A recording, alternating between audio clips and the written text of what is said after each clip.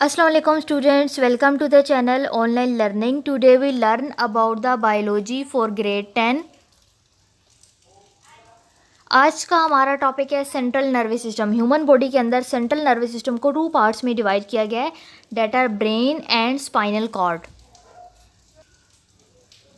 सबसे पहले अगर हम ब्रेन की बात करें तो ह्यूमन बॉडीज़ के अंदर जितने भी लाइफ एक्टिविटीज़ हैं उन लाइफ एक्टिविटीज़ को ब्रेन के ज़रिए कंट्रोल किया जाता है।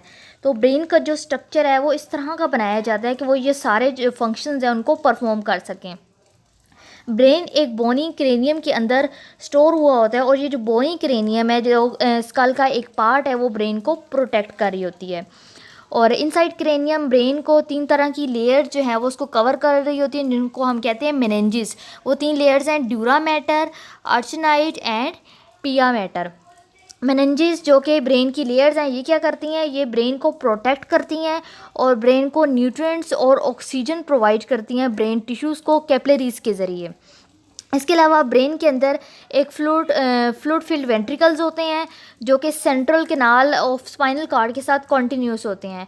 जब ये fluid filled ventricle central canal के साथ मिलते हैं तो मिलके एक फ्लूइड बनाते हैं जिसको हम कहते हैं cerebrospinal fluid. The divisions of brain.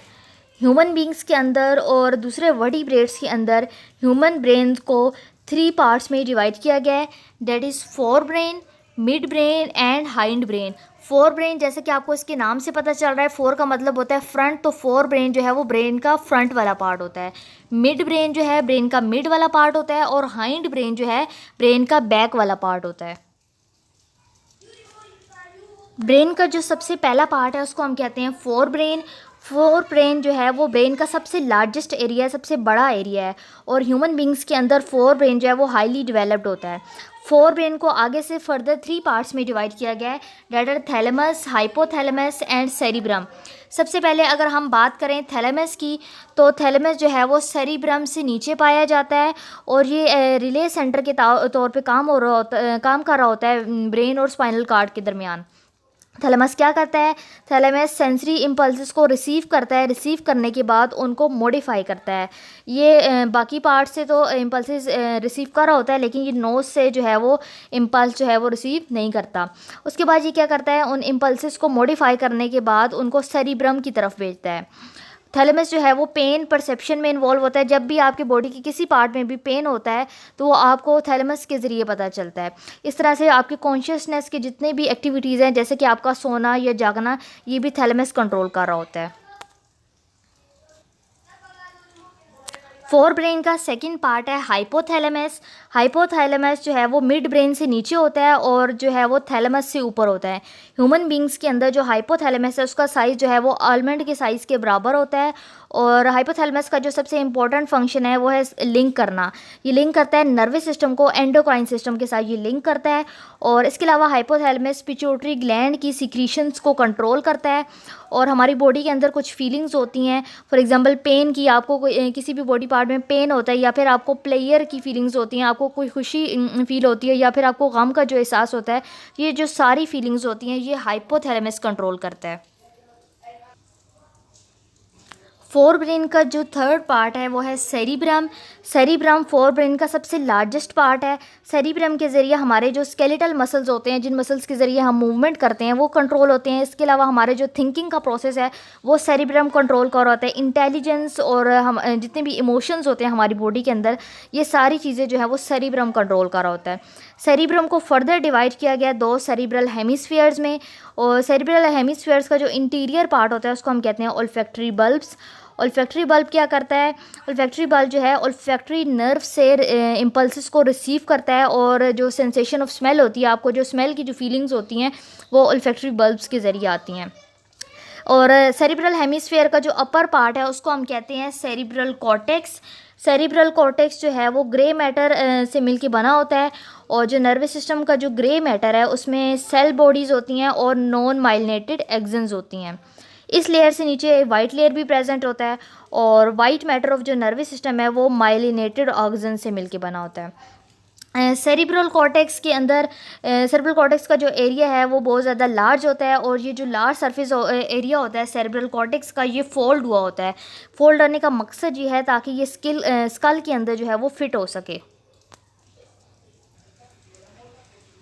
Cerebral cortex को 4 लोब्स में डिवाइड किया गया है, that is frontal, parietal, occipital and temporal.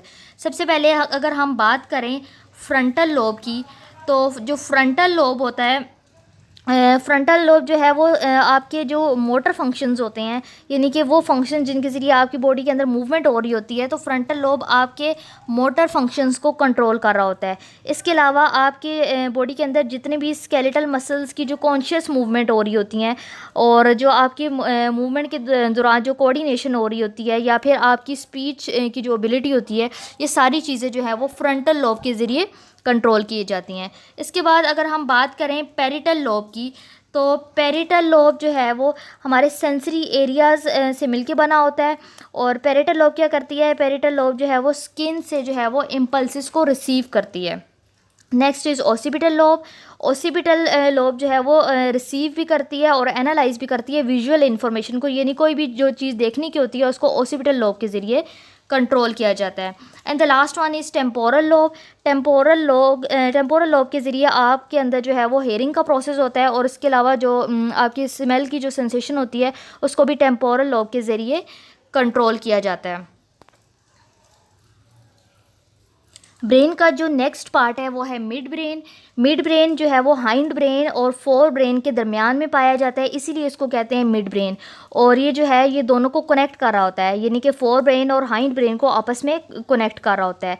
Mid brain क्या करता है, ये सेंसरी इन्फॉर्मेशन को रिसीव करता है, और रिसीव करने के बाद इसको फोर ब्रेन के किसी भी पार्ट तक जहाँ तक इसे पहुँचाना होता है वहाँ तक पहुंचाता है। इसके अलावा मिड ब्रेन जो है कुछ ऑर्डिनरी रिफ्लेक्सेस को कंट्रोल करता है, यानी कि वो रिफ्लेक्सेस जिनके ज़रिए आप कोई भी चीज़ जो है वो सुन रहे होते हैं। इसके अलावा आपकी जो बॉडी का जो पोस्चर होता है उसको भी मिड ब्रेन के ज़रिए कंट्रोल किया जाता है।